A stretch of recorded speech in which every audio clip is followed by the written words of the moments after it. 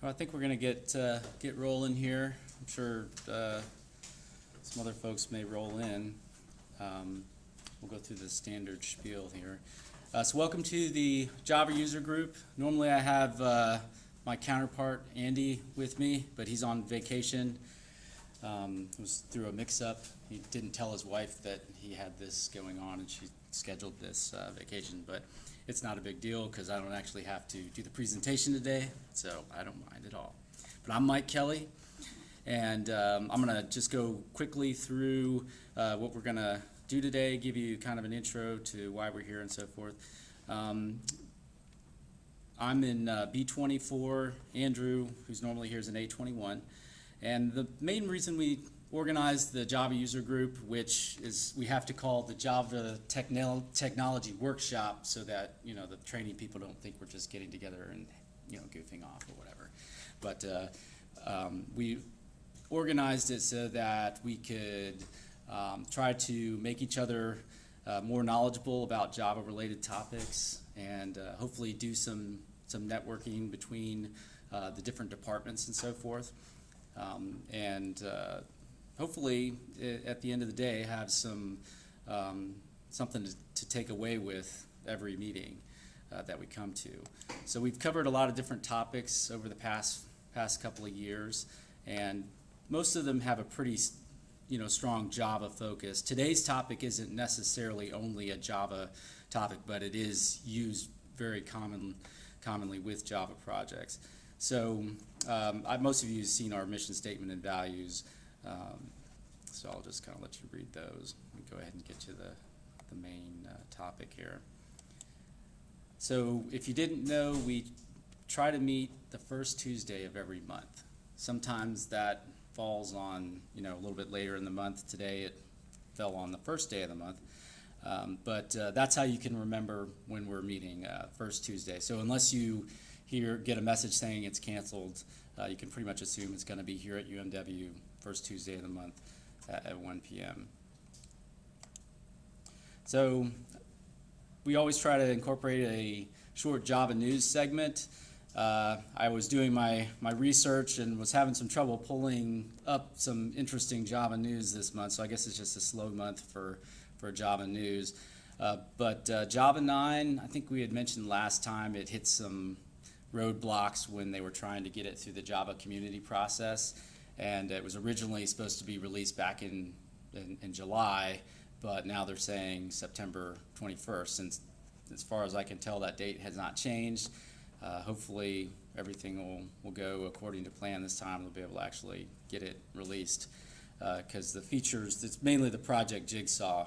IBM and I think Red Hat were the two Java Community Process Board members that objected to the way they were doing modules in Java 9. We had done a talk here on Java modules just to familiarize you with it. But essentially, I think IBM and Red Hat have sort of a vested interest in making reflection, deep reflection, not messed with, and Java 9 kind of screws up some of that ability to do deep reflection on objects, and so I'm sure they're thinking, that you're going to break all of our stuff. So they're going to try to work that out. I don't know what kind of changes that's going to end up making to the Java 9 code. Hopefully they don't change it too much because we've spent a lot of time kind of learning it now. I'd hate to have to backtrack, but it wouldn't be the first time. And I haven't seen anything about that. Have anybody heard anything about that? I know we're all sort of praying that they would sell it to Google or something, but so far I haven't heard anything. But I mean, I think. Told me on Friday last week that Oracle definitely wants to get rid of Java, one way or the other. Wonder where he heard that. And Amazon was one possible suitor, and Google was one. Oh, well, I know James Gosling works for Amazon now, so maybe I suppose that could happen, but there was nothing that I could find related to it. It wasn't in any of the main Java news magazines anyway. So, but that would be interesting if that happened. That would be because I think pretty much anybody could do a better job with with Java than Oracle. Well, not anybody, but it'd be much better if it was like a forward-thinking company like Facebook or Google that is really like just pushing the envelope of all of their research, and I think they probably have a much more open mind towards getting features out for free and not focusing just on the bottom line, because Oracle is all about the bottom line, and they're probably thinking like, hey, we're not making any money off this, why are we keeping it? They don't really care about innovating, and I think if it's going to continue, it really would benefit from having a more innovative approach. One interesting thing that I read is Stanford University is now teaching JavaScript as kind of their intro to programming language. Originally they had been using Java, so they're moving to JavaScript. And it is interesting to see how JavaScript has really risen in the ranks. I mean, I remember the first time I saw JavaScript, I'm like, man, nobody's ever going to program in that piece of crap, because it's just like such a bad language, I mean, and here it is like, neck and neck with Java. I mean, in one rating scale, it was even ranked higher than Java as far as like popularity, and I'm just like, what's going on with this? But apparently it has to do with it's just a very easy language to learn. I mean, there's not like a whole lot of syntactical things you have to think about with JavaScript, and it's kind of forgiving. You can put the semicolon there or not, whatever. And Java's much more, I guess, exacting with that. So I thought that was interesting that apparently Java is too difficult a language to learn now. Because back in the day, it used to be C++ or C. They moved to Java because it was way easier than C. But I guess. Why they picked JavaScript over, say, Python? I don't know. My guess is probably the web. The web appeal. Complexity. It's more the fact that a lot of a lot of software development is now web applications as opposed to a standalone. Mm-hmm. Yeah, and I'm sure that factors into it as well, and everybody's really interested in doing web development. So anyway, does anybody here do a lot of JavaScript development by any chance? You do a little bit. You do. You're doing some. I mean, but not really. A little bit, but we don't have web applications. Yeah, right. In our line of work, we don't really do it. I did enough of it to learn to hate it. But then I discovered this thing called TypeScript, which is sort of like typed JavaScript. And I'm like, oh man, but I discovered it way too late. I'd already done all of this JavaScript development. I was like, dang it. So they do have some sort of layers above like TypeScript that in CoffeeScript that you can actually do normal testable, type checking type things, and then it'll compile down to JavaScript. Anyway, so with that, unless anybody else has some interesting tidbits about things they've heard about Java, we'll move it on to the main topic here. So today we're going to be talking about Jenkins. It's a continuous integration tool, and Evan has kindly volunteered to discuss this with us. He's actually been using it for a while. So I think it's going to be a really useful thing for everybody, just kind of expose you to some of the ins and outs of it. Maybe it's something you can put to good use in your home branches. So with that, I'll turn it over to Evan. Hello, everyone. I'm Evan Moritz. I work in 821 on base. So today we're going to talk about Jenkins, which, for your information, the icon of the butler is Jenkins. He's your personal project butler that will do whatever you ask him to do. And you'll see his icon pretty much everywhere that we use Jenkins. So let's go into it. Jenkins is an automation server, and that can mean a lot of things. But what we're going to focus on is how it supports the software development process. Some of the high-level features that Jenkins provides is scheduled builds, continuous integration and continuous deployment, which we'll talk about in more depth later. You can monitor your project status over time, and you can use it to do like targeting multiple environments, and it's very extensible. It's an open source project, and it's got thousands of plugins you can use to like customize your specific Jenkins installation. And we'll look at some of those too. So who uses Jenkins? This is just a very small sample of, I'd say, they had a page of people they know that uses Jenkins, and there's like 100 companies on there. I'd like to point out a couple, like NASA uses it, which is another government organization, which is relevant to us, and Jenkins uses Jenkins. If you go to their website, you can see their Jenkins server running, building their Jenkins code, which is kind of funny. Because we'd be kind of worried if they didn't use it, right? Yeah. If they were using a different one. But it's become kind of the de facto continuous integration tool, at least in the Java world. It's a little bit of history about Jenkins. I apologize ahead of time if I screw up his name, but the creator of Jenkins, named Kosuke Kawaguchi, worked at Sun, and he developed a project called Hudson in 2005, and it quickly became very popular. It's kind of a build server that tried to automate some of your project's process tools, and it won a Duke's Choice Award at Java 1 in 2008. But then when Oracle bought Sun in 2010, there was a fight.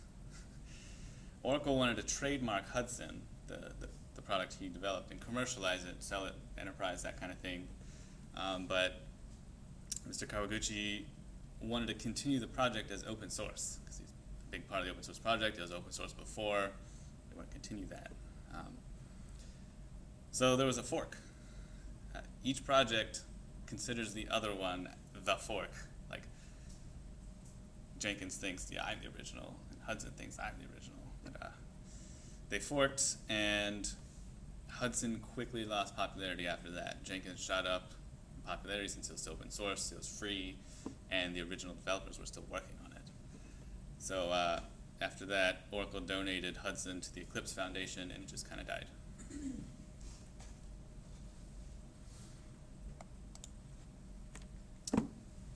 So why automate?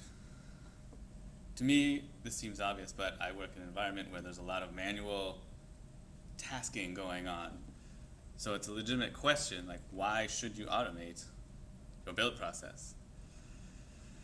And there are a lot of arguments for that and against that. I'm going to list a few of them here, but hopefully as we go through this presentation and the demo, that you'll see that it's actually pretty useful to automate your process.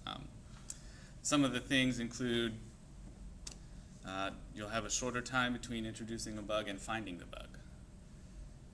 For example, if you coded all of your code at first and then waited to the end to test it, well, you're going to find a lot of stuff at the end and then have to scramble to fix everything. Versus if you write some code, build and test in small increments over and over again, you can find things faster, you can fix them faster, and the scope of the changes is much smaller. This is often called fail early and often, and it also reduces the risk of integration problems between developers. So if you go off and work on a piece of code, and I work on a piece of code, and we come together to put it into the main project, we could have written completely incompatible things. Well, if we're committing every day and doing those incremental updates, it's a lot easier to put together a small change than to try to merge two large changes together.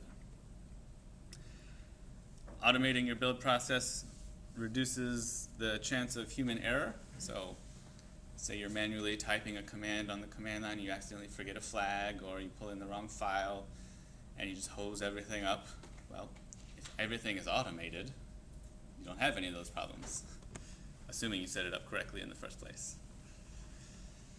It reduces overhead, both in terms of amount of work you, the developer, has to do. Like you can just click a button and the tool goes off and builds for you. And in terms of time taken to actually build everything. So you no longer have to sit around and type and make sure and watch it. Everything works. You just send it off and it does its thing, and you can go on to other things. And you get a lot of built-in benefits, such as you get metrics, and you can monitor your project's health over time.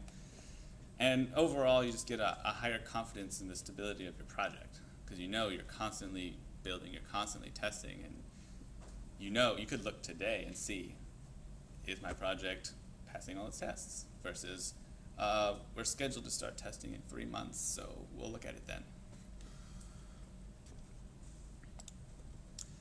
So let's talk about continuous integration. Hopefully I can talk through these images so you'll understand what I'm saying. So we have a developer, and he makes a code change. And then he's typing his code, and he commits it to whatever source code repository he has. In my department, that's pretty much it. You code, you commit it, and then when the schedule says to, you're done coding, then you take the actions to build your project and then run all of your tests. That could be 3 months away. Well, Jenkins mixes that up a little bit. So when you make a code change and commit it to the repository, Jenkins will monitor your repository for changes. And then when it finds one, pulls in the new code and does a series of steps that you set it up to do. And typically that is the build, test, deploy cycle. This particular slide I'm going to talk about build, test, report, because continuous deployment is a separate topic I want to talk about. So you can set up Jenkins to build your artifacts, such as like your actual product. Hopefully you're automating your documentation, so you can set Jenkins to set that task up to build your documents, and then build your test as well. And then if that all worked, you didn't have any build problems, it will trigger off your tests, run all your tests, and generate reports for you. And those reports could be a number of things, like number of tests passed, or maybe you have a code coverage plugin running. You can even set up Jenkins to email you about what happened in the build, or say certain things like, hey, one of the tests failed, let's email the testers that they gotta go investigate something. Or, hey, I pulled in new code that's not tested yet, so now we gotta tell somebody to go test it. The key here is that Jenkins does this for every single commit you push to your source code repository. Every developer, every day, all the time. That's the continuous part of continuous integration. That way, you'll constantly be getting feedback about the health of your project, and you'll feel more confident in how the project is going. So is that only commits into like the master branch of your repository, or if somebody has, 5 different people are all working on different branches, is this gonna build all of those branches every time a commit is made as well? That's a great question, and you can set up Jenkins to do whatever you want. In the demo I'm going to show later, I'm just going to use the master branch because it's simple, but you can set up Jenkins to have completely separate builds for, say, a new feature branch or a test branch, or like any number of things you want to build on. And you can even have it deploy it to different environments and say, hey, build and test here on this server, but I also want to see what happens when I put it in this environment, build and test there as well. So Jenkins is extremely configurable, almost to the point of being lost in a sea of configuration options.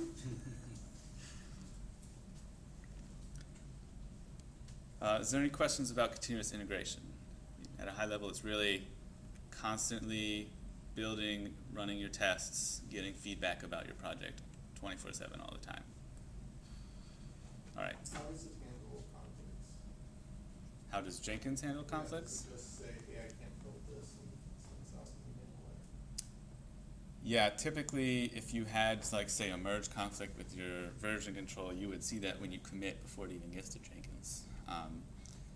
If somehow made a pass there and Jenkins went to build and it wouldn't build, like it had a compiler error, it would stop the build at that state and then report back to you and say, hey, the build failed.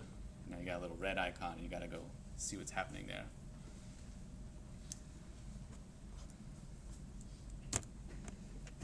So let's talk about continuous deployment. This is related to continuous integration, but it has more to do with delivering the final product. Final in air quotes, because if you're always doing it, it's just always the end product. So you can have continuous integration in your project and still not do continuous deployment because say you're doing an agile project and you have 3-week sprints. Well, you don't want to release all the time. Every commit you do, you continuously integrate, always pushing all your code, and then at the end of the sprint, do a delivery. Well, continuous deployment takes that idea and does it for deliveries as well. So you can set it up such that every code commit to the repository, hopefully it's feature complete and doesn't break anything, Jenkins will pick that up, do the build, test, report cycle, and if everything passed, you can also have it set up to deploy it live. This is more useful if you have, say, a web application or some kind of live service where you want to deliver that you made a change that added value to your product and you want to deliver that to your customer as fast as possible. Well, this will automate that whole process, so once you put in that change, it gets out live pretty much as soon as the build's done, instead of waiting to the end of a sprint or the end of a waterfall process. Is there any questions about continuous deployment? So I'm going to do kind of a live demonstration, show you what Jenkins looks like, how to set up a project, schedule a build, and look at some of the features that Jenkins can give you. Hopefully I didn't screw up anything by exiting that. All right. This is Jenkins. This is a fresh install, nothing in there yet. So first we have to create a project. So I'm going to open NetBeans and just create a quick dummy project so we can get going in Jenkins. I already did that. Let's create a new Java project in NetBeans. And let's say we're developing like an Office suite of things. And we want to first work on, say, a spreadsheet. And spreadsheets need functions that calculate things, so let's make a calculator. We'll name this calclib. And we have our new Java class. We'll name it calculator. And we're going to add a method that adds two numbers together. There's really, really fancy Java going on right here.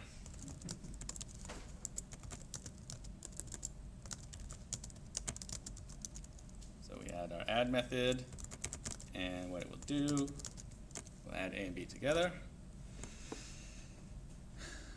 Okay, let's add some tests to this method. We can use NetBeans built-in test generator to do that quickly.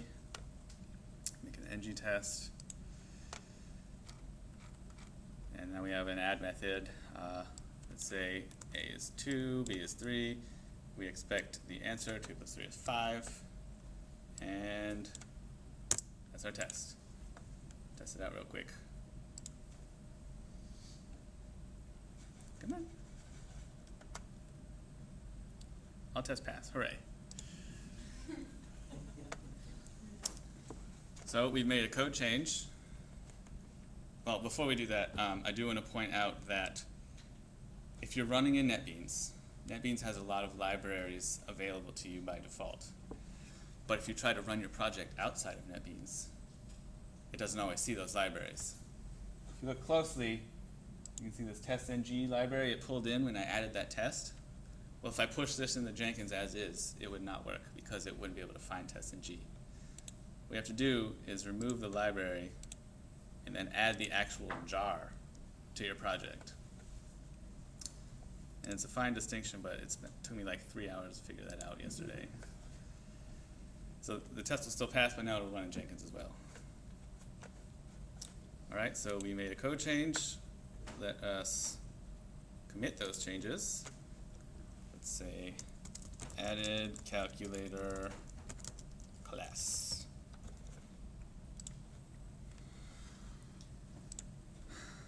Now we need to set up a task in Jenkins to help us automate some of this build process.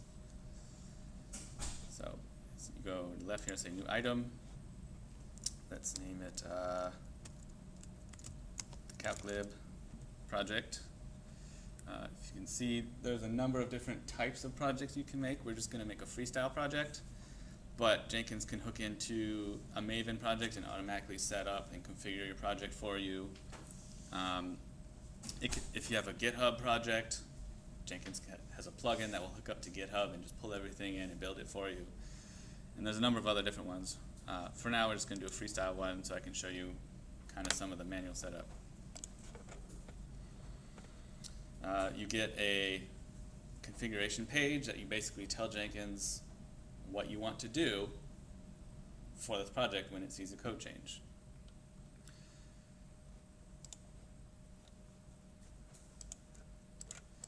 I'm going to tell it to use a custom workspace, which I'll talk about in a little bit, but by default, every Jenkins task gets its own isolated workspace, which is a problem if you want multiple projects to talk to one another. So I'm going to create just a simple one that we can just work in for this demo.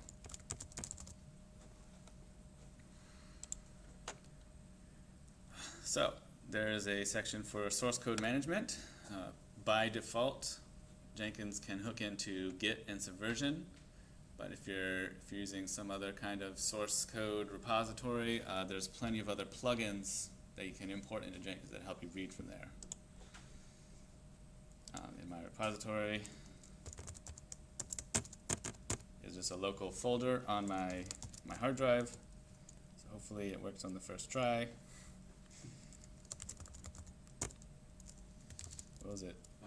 BioWatch.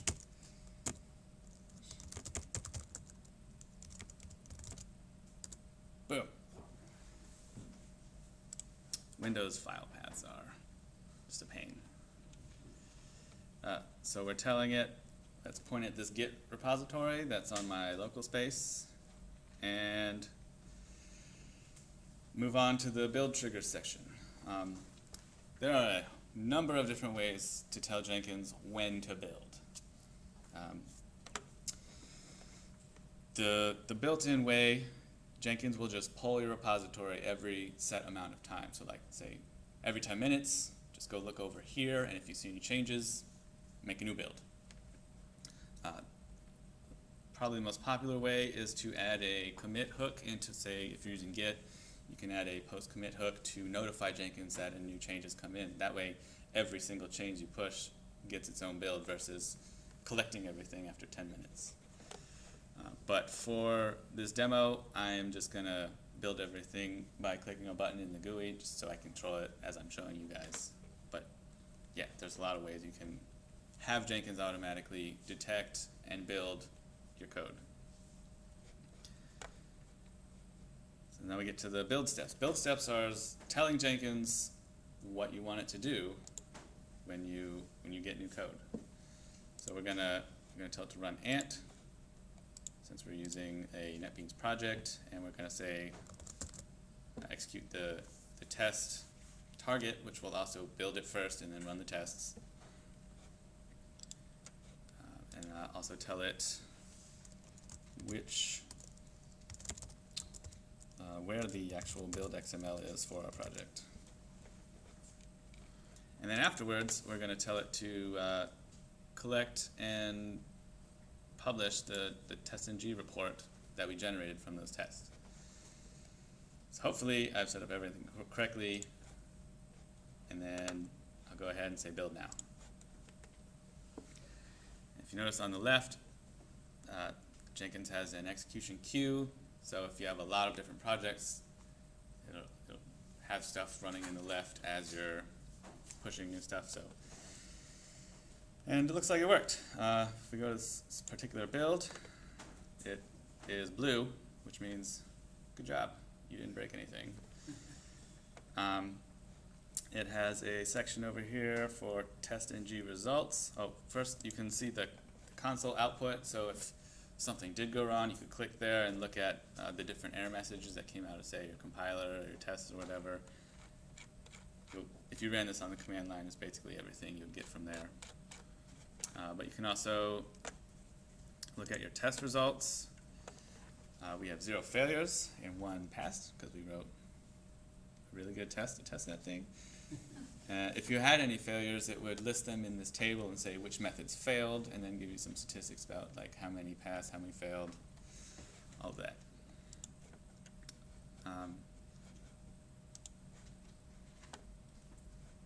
So that is just a basic setting up a single project. What I want to do now is kind of set up a dependency. So you have multiple projects, and one depends on one another, or one depends on the other.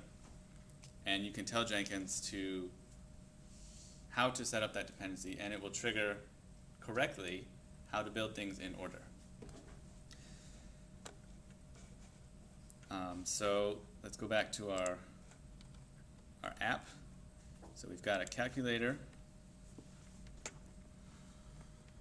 Oh, before I do that, I want to show you what a failing test looks like in Jenkins. So let's add a test. Well, first let's add a function that we know is going to not work correctly. So let's say we add this divide function that does integer division.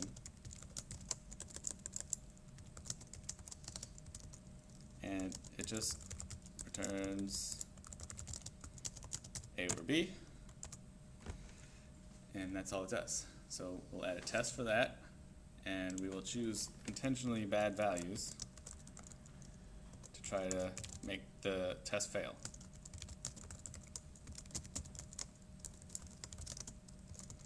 Let's set A is equal to, say, 10. Let's set B equal to 0, which is not good.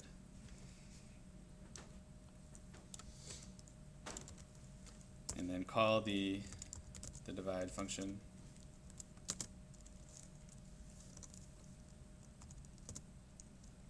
And let's just put that in and see what happens. Like, normally, you would run your tests locally before pushing them in Jenkins, but we're just going to go ahead and push them to see what Jenkins does when you have a failing test.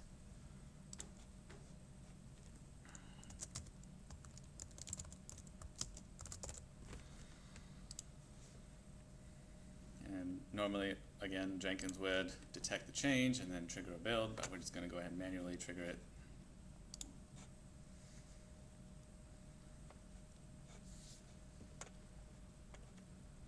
So it's running. All right. Now it's red. We got to figure out why. Also notice you get a weather report on your project as it's running. So like everything's good. Ooh, you got a sun. But now we got clouds. Something broke. If something breaks like 5 builds in a row, you start to get storm clouds. And then lightning. And you can set the different thresholds for what constitutes a bad weather report or a good weather report. So if we look at build 2, we'll see that one of our tests failed, as we kind of expected, because we're dividing by 0. If you click on it, it'll tell you what happened, the stack trace. We got a divide by 0 exception. Well, since we kind of expected that, we could write this test to also expect that exception. This isn't really a fix, but it's kind of showing, hey, you saw a problem, you went and fixed your code, you fixed your tests, and then you go to push that back into Jenkins, and Jenkins is happy again.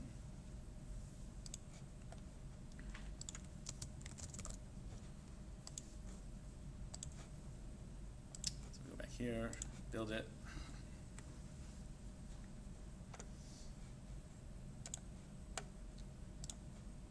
And hooray, it's happy again.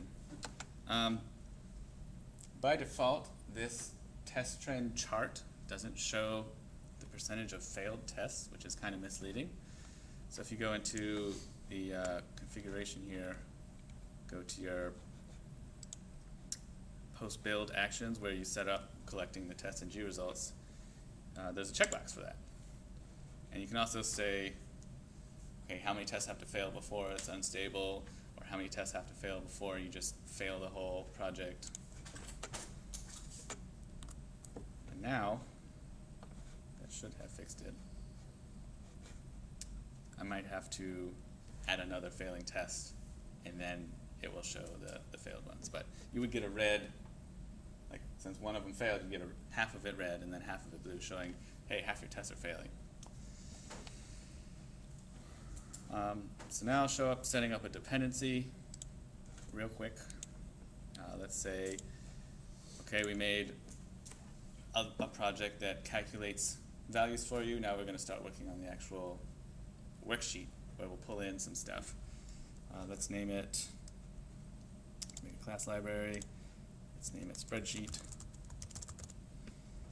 And let's just make a simple cell class that you can update a value in. And let's see, a cell has a value. We're going to add a calculator to it. We have to add that as a dependency.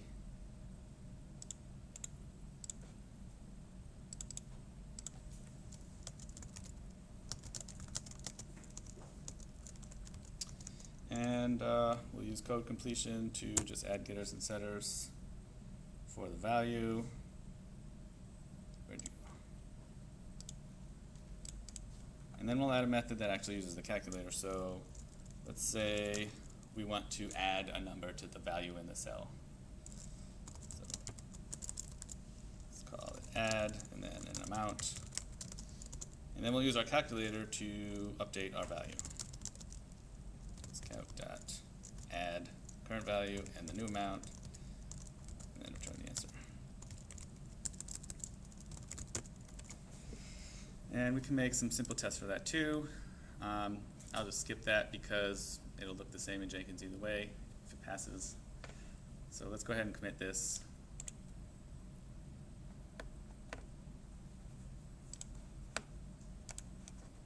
So now we have to create a new project in Jenkins that is dependent on the first project. So we go back up to here. I'm going to create a new project that links these two together. So Jenkins has this concept called folders, where you can group multiple things together. It's really just a folder.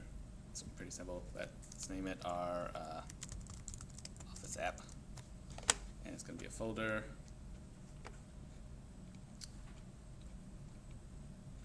We'll just ignore that for now. And let's move our old calculator app into the folder. So now we have a folder just for our special Office app, and we're going to add a new item to that folder for the code we just added, which is the spreadsheet. So the freestyle project, but this time instead of pointing it at get, since it's already in there for the other project, we're going to say build this project after the previous project was built. So instead of all that configuration, we're just going to say watch the calclib app, and when it's done, if it passes, also build this one. Now, why don't you have to tell it to use JIT? That is because for this particular demo, we're using that shared workspace, which I forgot to set up. If you had separate projects, or like two completely different Git repos, you would have to use a different one, and then also have an additional step to pull in the results of the first project. But since this is a simple demo, we're just doing everything in one place.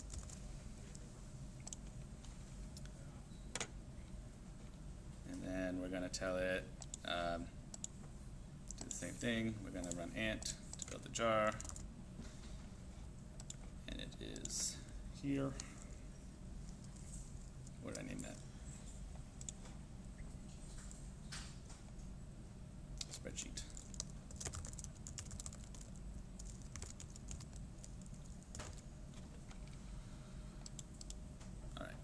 we had tests, we could add the pulling in the tests and everything there too. So now what should happen is when calclib builds, Jenkins will see that there's a dependency there. So, hey, calclib was updated. We want to make sure that nothing broke our other project spreadsheet. So it should also run that as well. So I'll click that. And if you watch the queue, first, well, it went through there pretty quick. So build calclib, and now it's building spreadsheet, which is a dependency.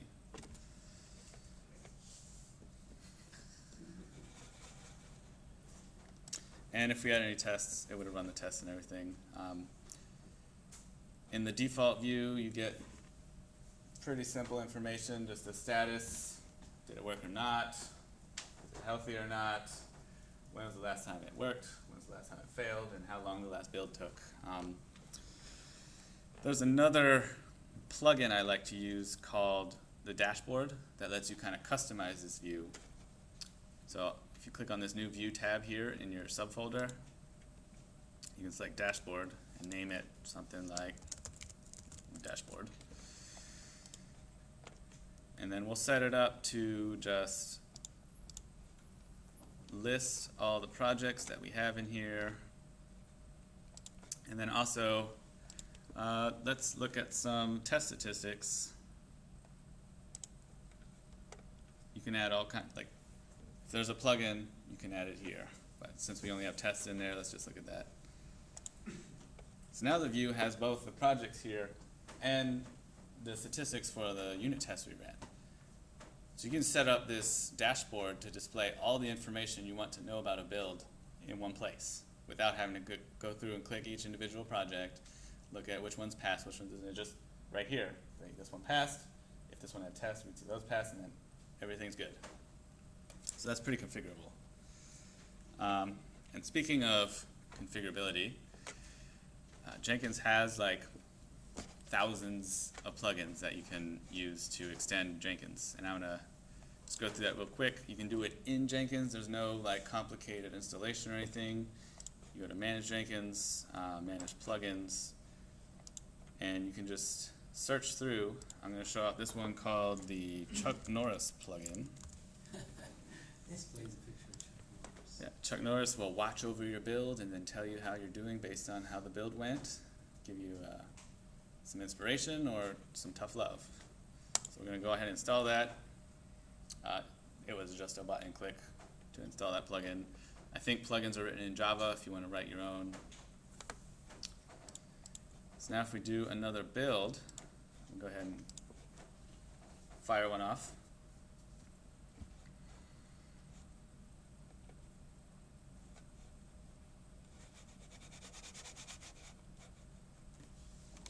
So long.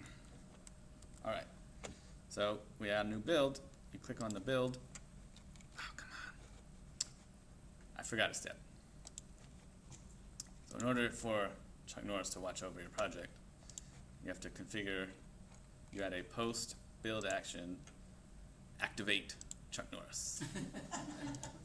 So now when you build, you get a picture, thumbs up, your project's good. If it failed, you get him a really mean look. And you also get an inspirational quote, such as, Chuck Norris can binary search unsorted data. That was really just designed to show how easy it is to extend Jenkins, to customize the view, customize the build process however you want. And there's, like I said, lots of plugins out there already that'll do this for you. Let's see if there's anything else I wanted to go over. No, that was it. I'm going to leave the tool and go back to the presentation. Unless anyone has any questions about Jenkins, I can kind of go through it. I see there's a REST API link there. Have you ever used any of the REST API services? I have, but not intentionally. One of the ways to trigger a build, like I said before, is a commit hook. So when you go, it's like you commit to Git, and after the commit goes through, Git runs a script called post commit. You can add a line to that script that notifies Jenkins, hey, I did something, go build. And what part of that is calling the REST API for Jenkins. Say, this is the path I want you to build, and here's what I want you to trigger off. But other than that, I haven't used it to do anything fancy, but I mean, this page will show you can do all kinds of stuff with different formats. There's a Python API. There's a lot of stuff you can do. I'm guessing, since it's a web server, anything you can do through the GUI, you could also do through the API. But that was a great question. Anything else? All right. Slide. So that was a lot of manual clicking and setting up configuration options of things. And Jenkins is supposed to help you automate, right? Well, there is a way to automate everything I just showed you through something called Jenkins Pipeline. Now this comes from an idea called infrastructure as code. So instead of all the manual tasks you did to set up your environment, you'll just have a file, which for Jenkins is called the Jenkins file, describing what you want to happen in Jenkins as part of your build infrastructure. So this is kind of a dummy example in this file where it says we have a pipeline and we have 3 stages we want to build and test and deploy, and then within each stage it tells you each of the steps you want to do. So like run the shell plugin or run the JUnit plugin. So you can describe to Jenkins what you want it to do just as part of your code commits. No manual going into the GUI clicking everything. And then once you commit, Jenkins will pick that up, create, build, and run those projects as you just described, and do everything without actually having to go through the GUI.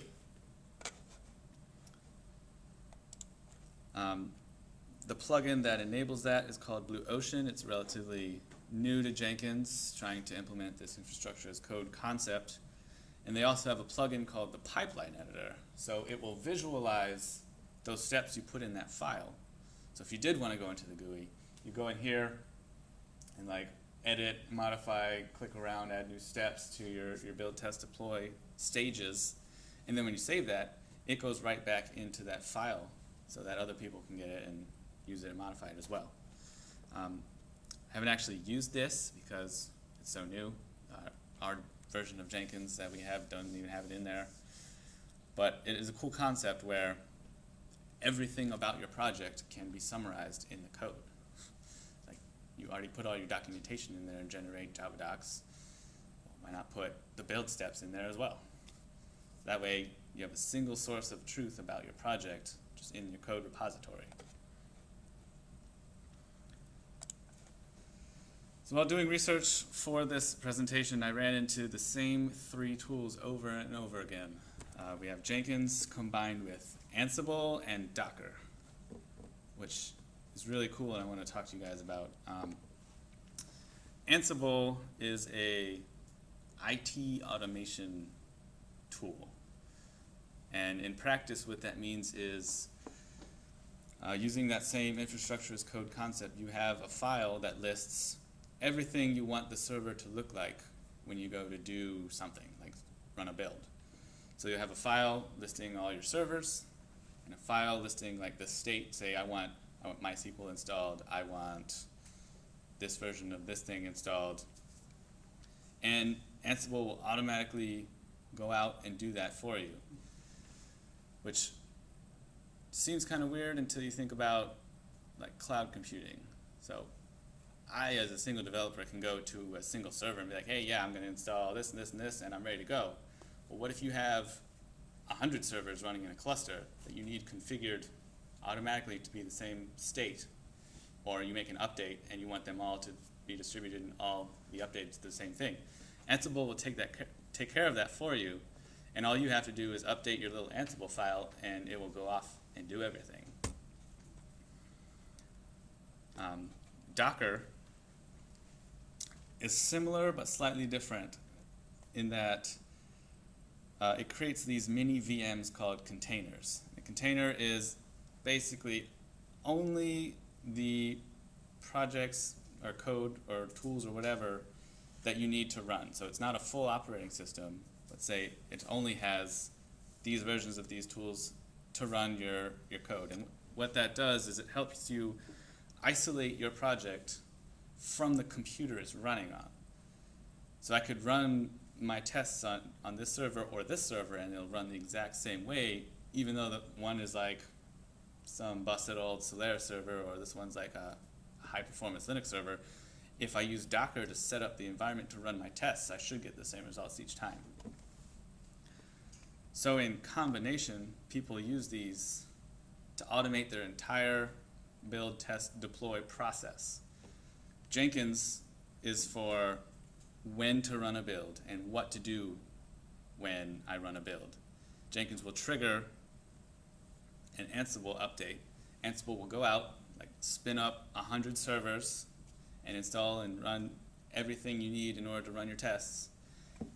And people use that to set up their Docker instances, and Ansible will load your build into Docker, which is the exact environment you wanted to run in, and then do all your builds and tests, and then afterwards deploy it wherever you need it to go. So these three tools in combination is pretty powerful. So Are Ansible and Docker open source I believe they are. They also, projects? some of them have like enterprise editions on top of them, but I think they're all open source.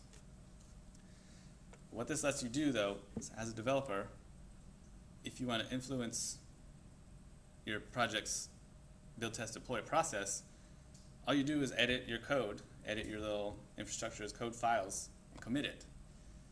And the infrastructure you set up takes care of the entire rest of the build, test, deploy process for you. So you don't have to be an IT person. You don't have to know the inner workings of how any of this works. You as a developer just write code, focus on what you want to do with your code. And that's pretty powerful. I didn't have a chance to actually use any of these, and I don't know if we'd ever be able to get them on our systems, but I was pretty excited about both of these. And In your research, I'm sorry. yeah, go ahead. In your research, did you find any cases in industry or any place, not necessarily DoD or anything like that, but just, cases where they really run this as a ringer on a large project? I'm positive there are examples out there. I just didn't look into that too hard. But a lot of the articles I read were talking about like, hey, we've got an account on Amazon Web Services that just lets us scale our product up to like hundreds of servers at once. Hey, we use Ansible to do that because it makes it easy. In DoD, we don't really have those use cases, I mean, especially since we got one server where we just deploy everything, but we're getting there. I've included a number of links. There's CloudBees is the company that the guy who made Hudson and then Jenkins, he's the chief technical officer of, and they do a lot of support for Jenkins. I think they have an enterprise version of Jenkins as well, and they're constantly working on Jenkins. And they also sponsor Jenkins World. Jenkins is so popular, it has its own conference. So that's coming up soon, I think. And then, final slide. I wonder if that's like a snub of Oracle, because they call theirs Oracle World Uh-huh.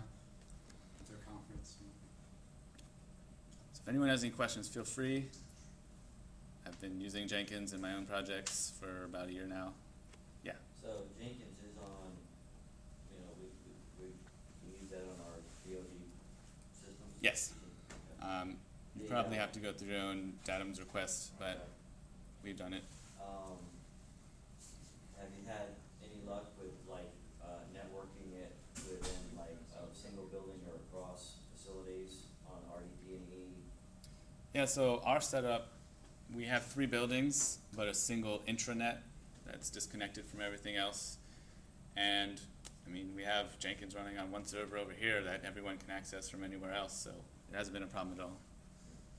Do you know if some of the other tools that you were recommending and sharing with us today,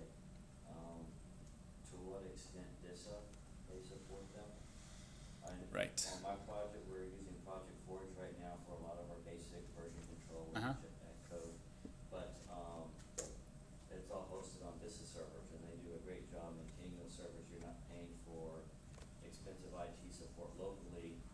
You're chipping in to a much larger group of people that do that professionally Mhm. and do all that for you. But it would seem like that might be a good location and service to use that we already have on the DoD side to like embrace some of these tools Right. without necessarily needing to host them locally. I don't know if that's. I think that's totally possible. I haven't done much of that kind of work because we're, like I said, we're disconnected from pretty much everything. But I can totally see, hey, we make this recommendation, we want to use these tools, and they could do that for you.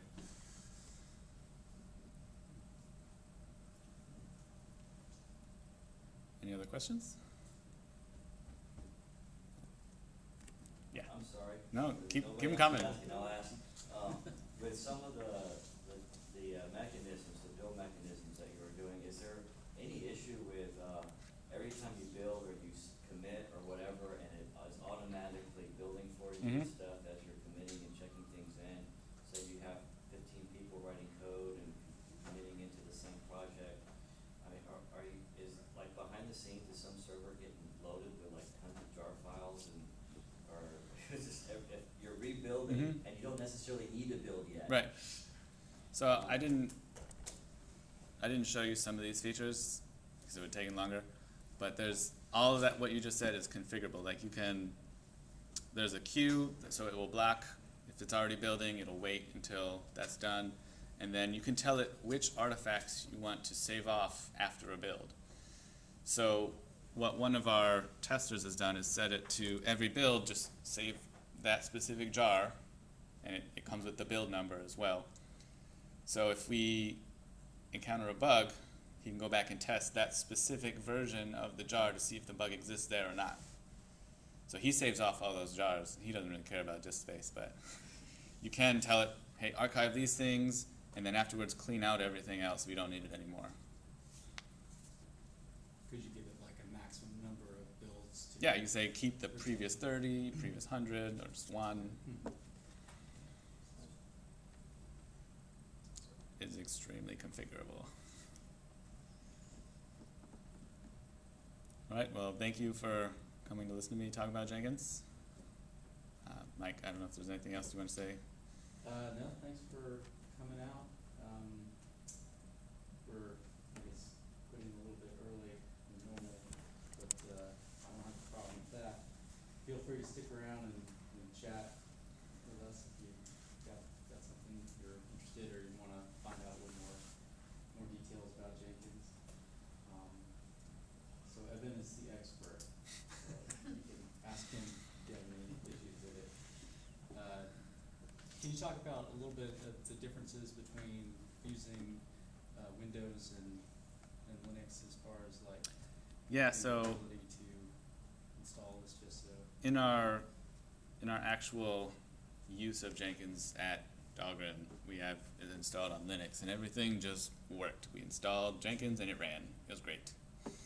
I had a harder time getting that to work on Windows, just because of the way Windows works for some things, where like you gotta set your path environment variables correctly, and then like file paths in Windows is just a nightmare.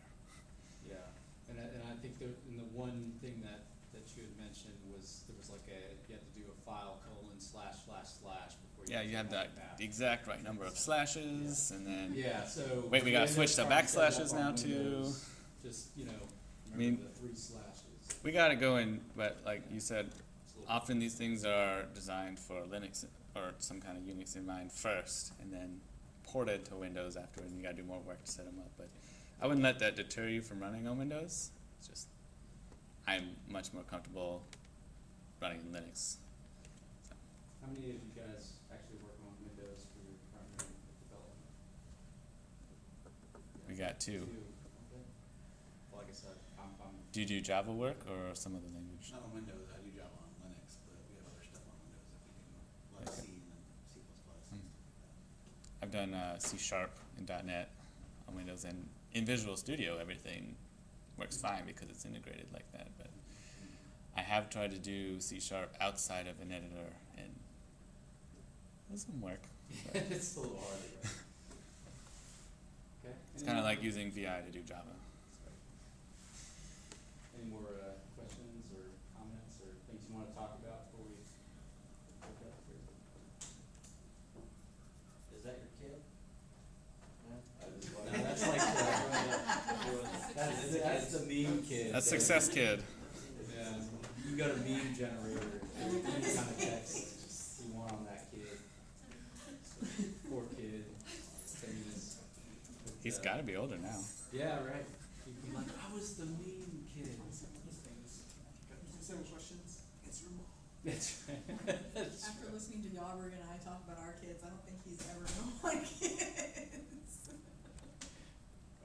You're not making a case for him. All right, well, thanks for coming out. Thank you. And you can watch this again on YouTube if you want. I'll resend the link out for you. You can give him my email address to my work Yeah, email. okay, yeah, I can send out his email as well, so